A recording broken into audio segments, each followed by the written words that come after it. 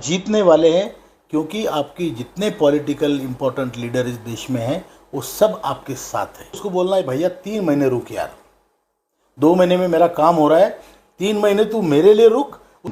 EPFO, CPFC, यहाँ तक कि फाइनेंस मिनिस्टर, लेबर मिनिस्टर, सबको मालूम है और सब आपके लिए काम कर रहे हैं। Cabinet secretary, finance secretary, your labour secretary, expenditure secretary, everybody is being. Hello दोस्तों, नमस्कार। हमारे जितने भी EPS 95 पेंशन धारक हैं, आप सबका हमारे नए वीडियो में स्वागत है।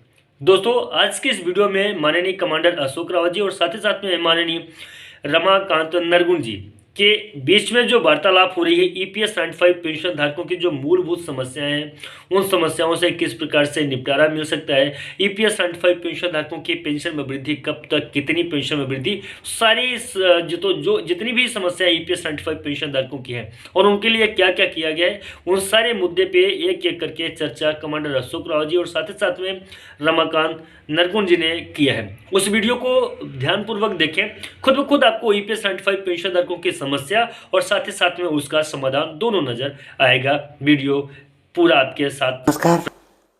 नमस्कार सर। नमस्कार सर, नमस्कार। मेरा एक लॉन्ग ड्रीम था आपके साथ कुछ पेंशनदारों के बारे में बात करने का। बात क्या, हम दोनों साथ में मिलकर पेंशन धारकों का काम कर रहे हैं, पूरे देश में कर रहे हैं, सभी लोगों के साथ मिलकर कर रहे हैं। और ये तो सर आप हमारे बड़े भाई है, कभी भी इंटरव्यू ले सकते हैं, बुला सकते हैं, आदेश दे सकते हैं। आज के दिन हम वारंगल में हैं। माँ भद्रकाली के पास जाके आने के बाद मेरे दिमाग में कुछ आया, कहीं को ना हम दोनों लोगों को क्या चीज़ है बताएंगे, क्या चल रहा है और हमारी साउथ इंडिया टूर किसके वास्ते कर रहे हैं, इसके लिए लोगों को आप क्या बोलना चाहते हैं, किसके वास्ते टूर शुरू करें। पहली बात तो आज वारंगल में हम लोग हैं, आपने सही कहा। वारंगल की मीटिंग दोपहर को हुई, बहुत बड़ी मीटिंग हुई, करीब हॉल तो पूरा भर चुका था, बाहर लोग खड़े थे, 1,500 लोग, कुर्सियाँ कम पड़ी थी, बाहर लोग खड़े थे। कई लोग, हमारी महिलाएं जो थोड़ी लेट आई, बीड़ी कार्मिक, वो नीचे बैठी थी, ज़मीन पे बैठी थी। बहुत ही बड़ी मीटिंग हुई और लोगों का उत्साह देखने लायक था। हमारे जो लोग ऑर्गेनाइज़र थे, कार्यकर्ता थे, उनका भी, और जो लोग पार्टिसिपेट कर रहे थे उनका भी उत्साह बहुत बड़ा था। वो देख के मैं तो सद्गदित हो गया हूँ कि हमारे अभी बड़े बड़े शहरों में, छोटे छोटे गाँवों में लोगों का इतना बड़ा रिस्पांस और इतनी बड़ी एकता, जो केवल अपने कर्मों के लिए है, मतलब बेसिकली कामगार है, जो काम हमने किया है उसका जो मुआवजा हमको लेना है, उसके लिए इकट्ठा होना। जबकि हमने देखा है कई बार जाति के नाम पे लोग इकट्ठा होते हैं, धर्म के नाम पे होते हैं, वो अपनी जगह बुरा भला, मैं उसके लिए नहीं कहता, लेकिन कर्म के नाम पे इकट्ठा होने का ये भारत का बहुत बड़ा उदाहरण है। आज उसके बाद आप हमें लेके गए भद्रकाली मंदिर, जो बहुत पुरातन मंदिर है, वहाँ पे हमने काली माँ का आशीर्वाद लिया। और आंदोलनकारी जो कार्य होते हैं, आप तो हमसे ज़्यादा पढ़े लिखे हैं, ज़्यादा प्रभावी है और बड़े हैं। आंदोलनकारी जो होते हैं वो प्रेरणा ऐसी ही देवताओं से लेते हैं। पिछली बार हम मैसूर गए थे, चामुंडेश्वरी में गर्भाशय में जाके हमारी पूजा हुई, कितनी बड़ी बात है। आज भद्रकाली से पूजा हुई, तो ये तो युद्ध है एक प्रकार का, बिना शस्त्रों का। लेकिन जो प्रेरणा, जो आंदोलन की प्रेरणा होती है, जो निश्चय होता है, जो डिटर्मिनेशन होता है, वो ऐसी ही देवताओं से आता है, ये मेरा मानना है अपना। और जो साउथ इंडिया के टूर के बारे में आपने पूछा, टूर तो आप ही ने ऑर्गेनाइज़ किया है। आप हमारे दक्षिण भारत के ही नहीं, पूरे भारत के चीफ कोऑर्डिनेटर हैं। आप हर स्टेट का, हर इसका मुआयना करते रहते हैं, वहाँ की प्रगति देखते रहते हैं। आंदोलन के आप एक बहुत बड़े पिलर है। और जिस तरीके से आपने कैंसर से कमबैक किया है वो अमेजिंग है। और वो इसलिए कि आपका डिटर्मिनेशन उससे पता चलता है। 2 बार 6 महीने के अंदर 2 बार कैंसर का ऑपरेशन होने के बावजूद एक दिल्ली की मीटिंग नहीं हो ऐसी कि जो आपने टाली हो। आप कई बार तो बोल नहीं पाते थे, लेकिन आते थे और आपको देख के हमें भी प्रेरणा मिलती थी। आज पूरा जो हमारा जो कामगार समाज है आपकी तरफ देख के, क्योंकि बहुत से लोग तो ऐसे हैं ना जो बीमार हैं, कई लोग ऐसे हैं जो बुढ़ापे से परेशान हैं, कई लोग ऐसे हैं जो अपमानित होकर जीना नहीं चाहते, लेकिन क्या करें, अपमान घर में होता है, बाहर होता है। उनको आपको देख के प्रेरणा मिलती है, मुझे भी मिलती है, और इसके लिए मैं आपका तो खैर सभी संगठन पूरा आपका शुक्रगुजार है। अभी ये साउथ इंडिया का टूर इसलिए है कि एक तो वारंगल में तेलंगाना में हमारी मीटिंग बहुत बड़ी रखनी उन्होंने चाहिए, वो हुई, बहुत बड़ी मीटिंग हुई। उसके बाद अभी कल तो हम प्रवास में रहेंगे, परसों बेंगलोर में एक नया ट्रेंड जो आप बहुत अच्छी तरीके से, मतलब नया तो नहीं है लेकिन जिसको आप रिजुविनेट कर रहे हैं, वो ट्रेंड ये है कि आप कर्नाटका स्टेट का स्टेट वर्किंग कमेटी का मीटिंग रख रहे हैं, जिसमें हर जिले के पदाधिकारी होंगे, आप रहेंगे, मैं रहूँगा, हमारी टीम रहेगी, और उसमें हर जिला अध्यक्ष को अपनी योजना बतानी पड़ेगी। हर जिला अध्यक्ष को अपने कर्तव्य को मतलब उजागर करना पड़ेगा कि भाई मैं कर क्या रहा हूँ, मुझे क्या करना चाहिए। It's a very good trend. उससे उनको बल मिलेगा, संगठन को बल मिलेगा और उनका कॉन्फिडेंस बढ़ेगा। उसके बाद हम मैसूर जाएंगे। मैसूर में भी बहुत बड़ी तैयारी है, आपने ही मुझे बताया, कई मैसूर के लोगों के फ़ोन भी थे, वहाँ पे बहुत बड़ी मीटिंग हुई। फिर तुमकुर में हम जाएंगे, फिर हम इरकल में जाएंगे, इलकल जहाँ की साड़ियाँ बहुत फेमस है ना, इरकल साड़ी। वहाँ पे इंडस्ट्रियल बेल्ट है, बेसिकली शुगर फैक्ट्रीज है, टेक्सटाइल इंडस्ट्री है, तो इसके लिए हमने वो जगह चुनी है। तो वहाँ पर आप ही ने चुनी है, हमने क्या चुनी, तो वहाँ पे बहुत बड़ी मीटिंग होगी। फिर उसके बाद मुझे सोलापुर के लोगों से फ़ोन आया कि भाई आप वहाँ से तो सोलापुर होके ही बुल्डाना वापस जाओगे, हम भी मीटिंग रखना चाहते हैं। तो इसीलिए हम 31 के नाइट को फिर या तो इरकल में ही रुकेंगे, या मुझे ऐसे पता चला है आपका घर कहीं आसपास ही 30-40 किलोमीटर पे है, तो हम नया साल आपके साथ गुजारना चाहेंगे। और वहाँ पर आपने बहुत बड़ा सोशल वर्क किया, ये भी मुझे मालूम है। वहाँ पे आपकी स्कूल है, विलेज की इकोनॉमी डेवलप करने के लिए जो काम आपने किया है, वहाँ पे स्कूल तो ही है, बड़े बड़े हॉस्टल्स है, गर्ल्स हॉस्टल है, बॉयज़ हॉस्टल है, आपके वहाँ पे फ्री ऑफ कॉस्ट आपका हॉस्पिटल है जो फ्री ऑफ कॉस्ट है, कितने भी लोग आए उनकी आप ट्रीटमेंट करते हैं। ये आपका जो प्रचंड बड़ा काम है वो हम देखना चाहते हैं। इसको बोलते हैं कि हम लक्ष्मण राम जी का दर्शन करना चाहते हैं। बस यही बात इसी के लिए। मेरा अभी एक प्रश्न है जी। इससे पहले तो हम कुछ वीडियो रिलीज़ कर चुके हैं जी। ये हमारी 20th मीटिंग का दिल्ली में जो हुआ, और गवर्नमेंट भी हमारे बारे में सुन चुकी है, वो सैंक्शन तो होके आएगा। आप हायर पेंशन और मिनिमम पेंशन इन दोनों लोगों को क्या डायरेक्शन देना चाहते हैं? देखिए, अभी तक तो हमारा काम मतलब होने में है। मंत्री जी का आप भी मीटिंग में थे, हम भी थे, और बहुत सुंदर मीटिंग रही, प्रेजेंटेशन अच्छा रहा। मंत्री जी के उसकी प्रतिक्रिया उनकी जो उसके ऊपर थी आदरणीय मंत्री जी की, वो भी बहुत अच्छी थी। सौहार्दपूर्ण वातावरण में मीटिंग हुई। पूरी जानकारी लेने के बाद उन्होंने कहा कि ये काम अच्छा है, आपके संगठन का काम अच्छा है, हमको ये करना चाहिए। मैं फाइनेंस मिनिस्टर की इसमें हेल्प लेना चाहता हूँ, मैं उनसे बात कर रहा हूँ। तो ये सारी चीज़ें जो है, और आदरणीय प्रधानमंत्री जी के निर्देश पे ही सब हो रहा है, ये भी मैं आपको बता दूं, क्योंकि उनके आशीर्वाद है। और बड़े आदमी के, इतने बड़े आदमी के आशीर्वाद है तो वो तो खाली जाएंगे नहीं, ये मेरा मानना है। अभी रहा सवाल मिनिमम पेंशन और हायर पेंशन का, बहुत अच्छा सवाल आपने पूछा, क्योंकि मैं जाता हूँ जहाँ लोगों के पेमेंट कम थे, जैसे शुगर फैक्ट्रीज़ है, बीडी वर्कर्स है, कोऑपरेटिव सेक्टर है, जैसे कोऑपरेटिव बैंक्स वगैरह, आरटीसी है, इनके पेमेंट तुलना में, ओएनजीसी के तुलना में, एचएएल के तुलना में, शिपयार्ड्स के तुलना में इनकी पेमेंट कम है। बीएचईएल, बीईएल, पीएसयू, सभी पीएसयूज के, तो इनके पेमेंट कम है, फिर भी वो लोग हायर पेंशन पाना चाहते हैं। क्यों? क्योंकि मालूम नहीं हायर पेंशन क्या, उसमें सिर्फ हायर वर्ड है, इसलिए लोग उसमें बहुत ज़्यादा मतलब सोचते हैं कि भाई इसमें को मिलेगा। मैं आपको बता दूं, हायर पेंशन में आपको जब से आपने सर्विस की है 95 के बाद, तब से आपका उस समय कितना पेमेंट था। तब तो लिमिट 5,000 रुपये की सीलिंग थी, फिर 6.5 की, अभी 15 की। अगर आपका पेमेंट उससे ज़्यादा था तो आपको उसका डिफरेंस भरना पड़ेगा, वो भी इंटरेस्ट के साथ, क्यूमुलेटिव इंटरेस्ट के साथ। आपको आपका सीलिंग का और एक्चुअल पेमेंट का जो फ़र्क है उसका 8.33 का भरना पड़ेगा with interest every month. That becomes a huge amount. And लोग अभी मैं उसके पे भी आऊँगा, तो उनको लगता है भाई ये मैं भर दूंगा। समझो आपको 15 लाख रुपए भरने हैं और आपकी जो सैलरी है, पेंशन है, वो 15,000 बढ़ेगी। ऐसा समझ लो कि हाइपोथेटिकल एग्जांपल लेते हैं। हो सकता है आप 12 लाख भरे और 13,000 सैलरी हो, या 13 लाख भरे और 10,000 सैलरी हो। That depends on your situation at that time and plus your पे structure at that time.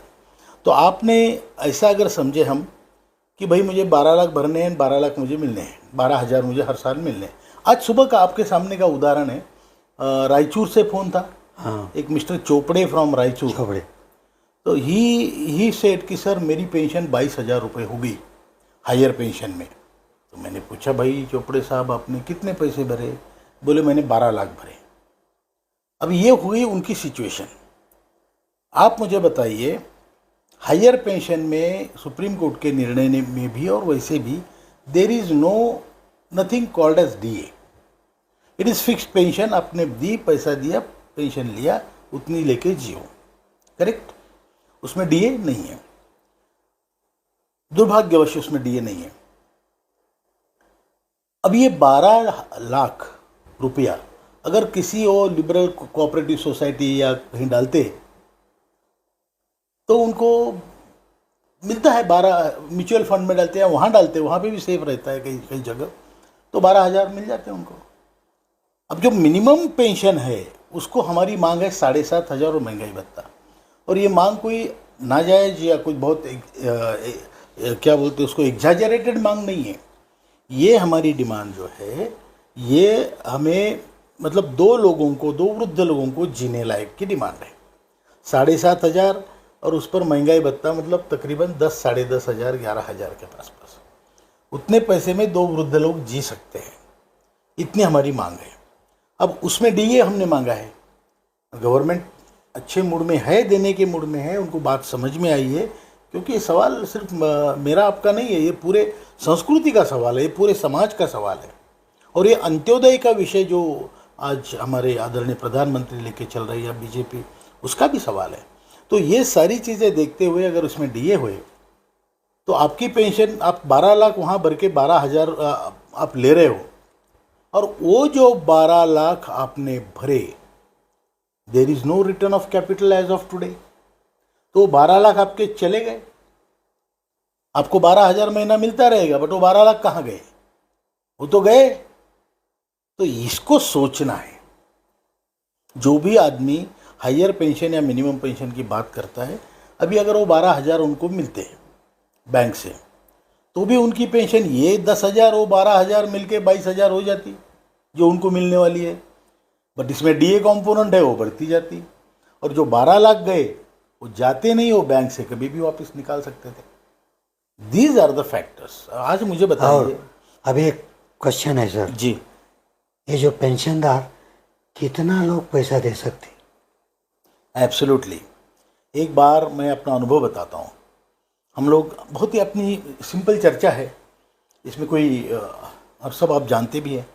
Calcutta में हमारी मीटिंग थी, तो हमारे वहाँ बहुत बड़े कार्यकर्ता थे, तब प्रदीप डे और तपन दादा को तो आप जानते हैं, जो हमारे वहाँ अभी मुख्य समन्वयक हैं पूर्व भारत के, और बंगाल के अध्यक्ष भी है, वेस्ट बंगाल के।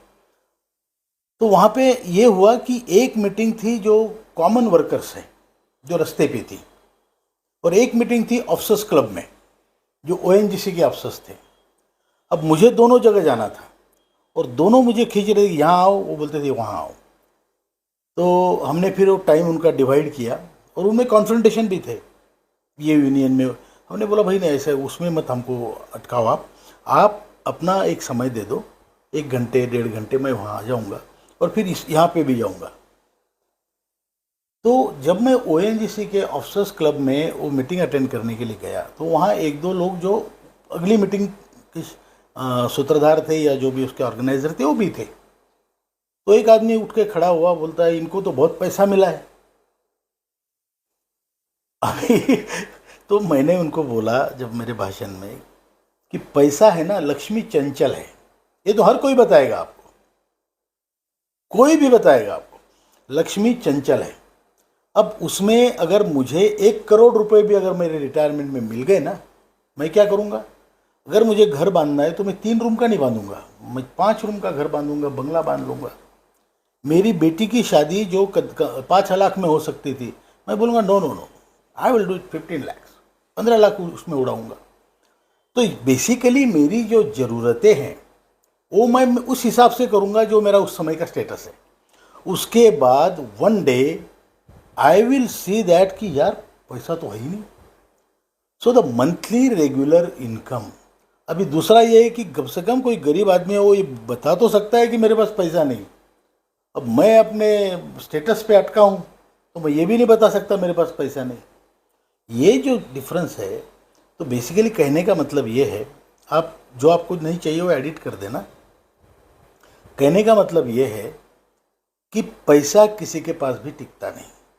आज मैंने चीफ इंजीनियर देखे हैं और अच्छे डिपार्टमेंट के, इलेक्ट्रिसिटी बोर्ड ऑफ महाराष्ट्र, बड़ा मतलब वेल पेड डिपार्टमेंट, उसके चीफ इंजीनियर हमारे साथ है, मैं नाम बताना ठीक नहीं है, उनकी पेंशन है 1200 रुपये।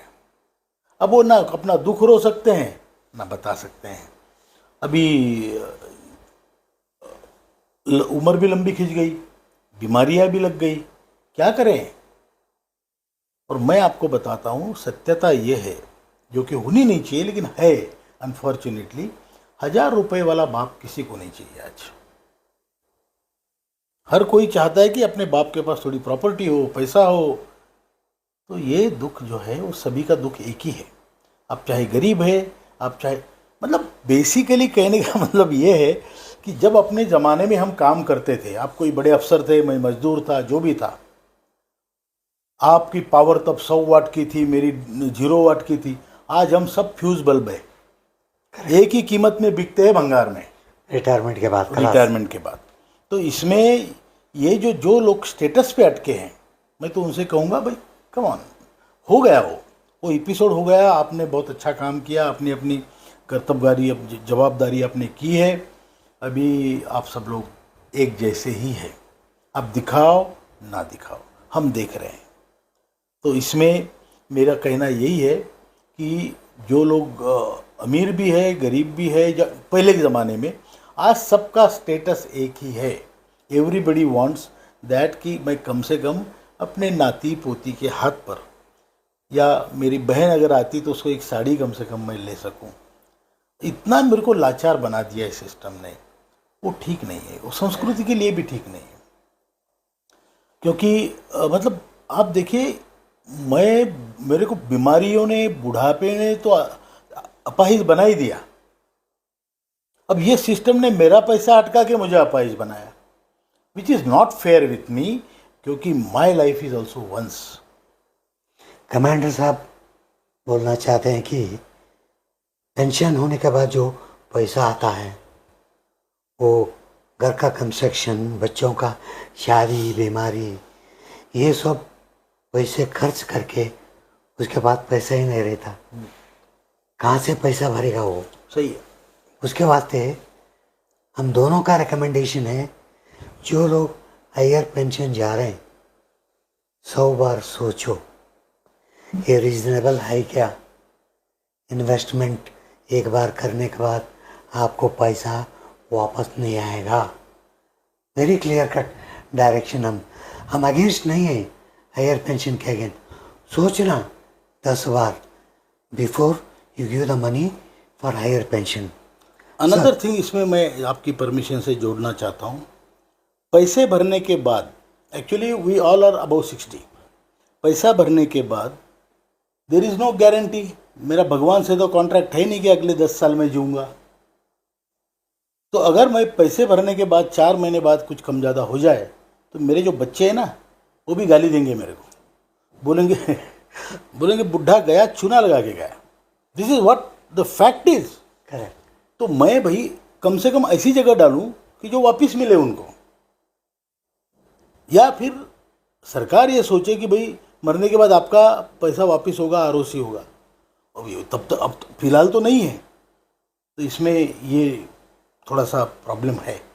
और हमें जब 20th मीटिंग हमारे लेबर मिनिस्टर मनसुख मांडविया जी से मिले, we have seen first labour minister like this, जो लेबर कम्युनिटी को बहुत केयर करा। या उसका दर्द मालूम है, खुद ही बता रहा है कि ये रेस्पेक्टेबल पेंशन देने का हम सोच रहे हैं।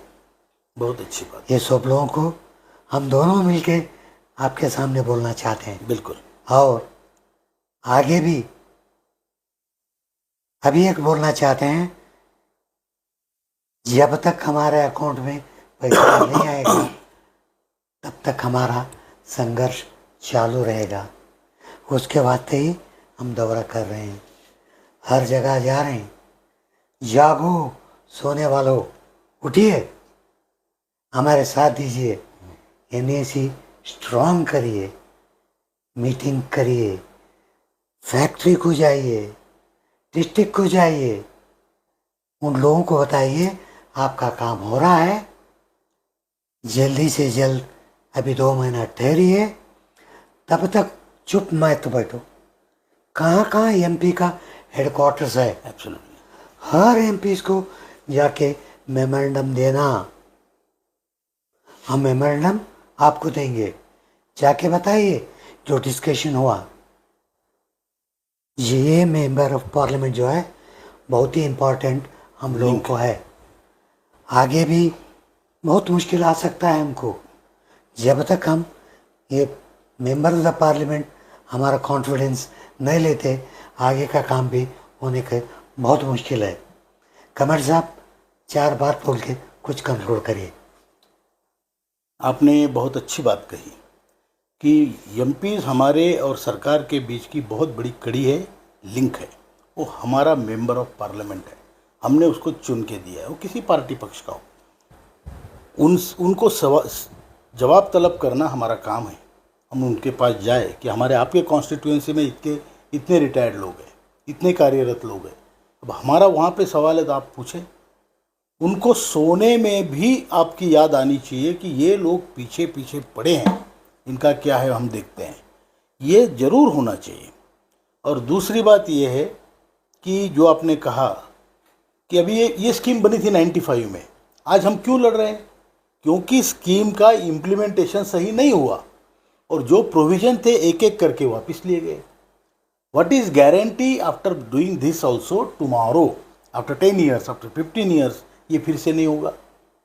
संगठन is very very important.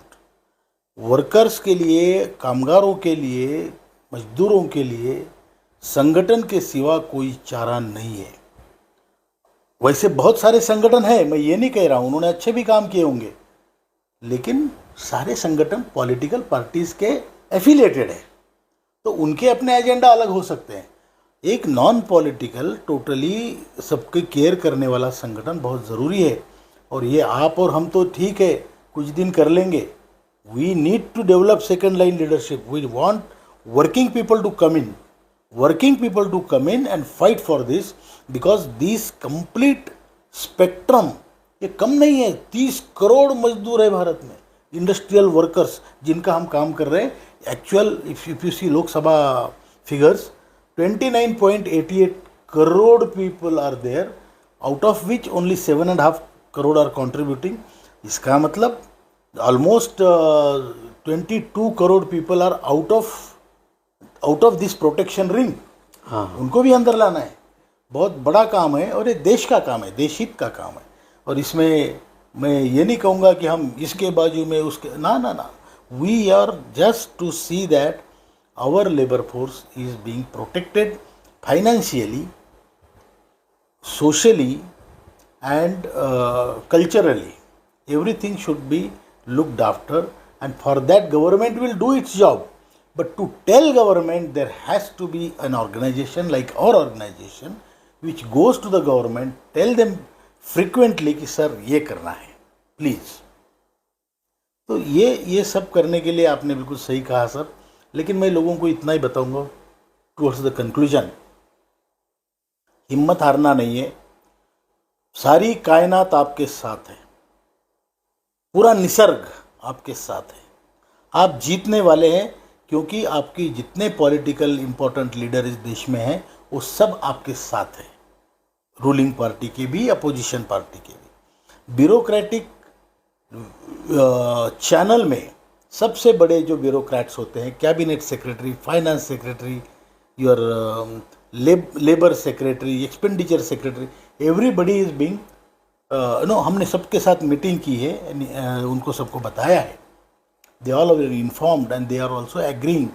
EPFO, CPFC, यहाँ तक कि फाइनेंस मिनिस्टर, लेबर मिनिस्टर, सबको मालूम है और सब आपके लिए काम कर रहे हैं। हिम्मत नहीं हारना। और मैं तो ये तक कहता हूँ, यमराज आए तो उसको बोलना है भैया 3 महीने रुक यार, 2 महीने में मेरा काम हो रहा है, 3 महीने तू मेरे लिए रुक, उसके बाद में मैं तुम्हारा काम करूँगा। बोलो, हिम्मत नहीं हारने का। और लाचार हो गए तो जीना भी नहीं और मरना भी नहीं। Keep your spine cord right and tight and let's win. वो आनंद जीतने का लेके मरना है, तब तक नहीं मरना है। इतना ही कहूँगा। धन्यवाद। बकार sir, thank you so much, nice meeting.